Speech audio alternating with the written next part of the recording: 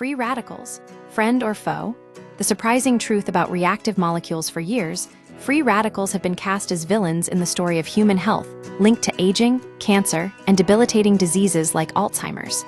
But the reality is far more complex.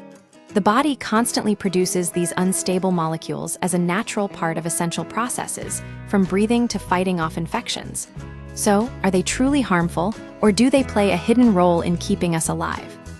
The double life of reactive oxygen species, ROS, free radicals, scientifically known as reactive oxygen species, ROS, are molecules with an unpaired electron that aggressively seek stability by stealing one from nearby cells.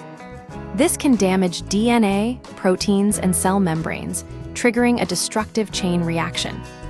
As mitochondrial biologist Michael Murphy of Cambridge University explains, if a radical rips away an electron, it leaves an unpaired electron behind, and that will react on further. However, this very potency makes them invaluable tools for the immune system. The body deploys ROS to eliminate pathogens and defend against disease. Additionally, single-electron species like nitric oxide, NO, act as crucial signaling molecules, enabling communication between cells. Some enzymes even require free radical chemistry to function effectively, facilitating complex biological reactions that would otherwise be impossible. The mitochondrial engine and radical leakage: around 90% of free radicals originate in the mitochondria, the powerhouses of our cells, during respiration. This process breaks down glucose and oxygen to release energy, but a small percentage of electrons leak during the process, forming superoxide radicals.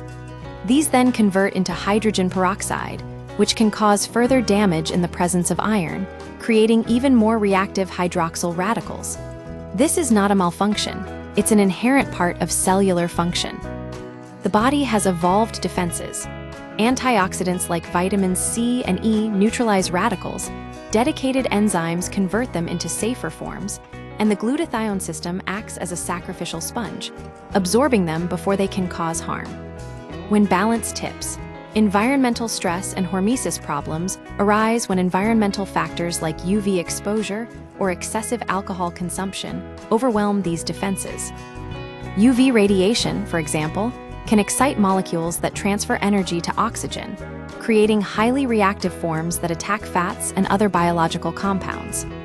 Beyond a certain threshold, this overload leads to tissue damage and increases the risk of diseases like cancer.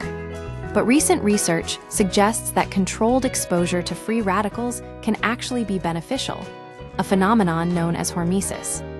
This means that low levels of stress can trigger an adaptive response, strengthening the body's defenses against future damage. Longevity researcher Michael Risto of Charité University Medicine Berlin notes, the response to exposure to free radicals on a systemic level is typically increased response capacity against free radicals.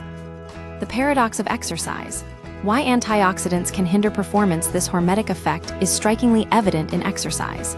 Studies show that taking antioxidants before or during physical activity can actually reduce its health benefits. Endurance, recovery, muscle growth, and insulin sensitivity are all negatively affected. The exact mechanisms are still debated, but it appears that free radicals play a crucial role in triggering the adaptive response to exercise. The bottom line: unnecessary evil free radicals are neither inherently good nor bad. Their impact depends entirely on context and concentration. They are essential for life, driving fundamental biological processes and strengthening the body's defenses. But unchecked, they can cause significant harm. Evolution didn't eliminate them because they were too valuable to discard. The key is balance, allowing the body to harness their power without succumbing to their destructive potential.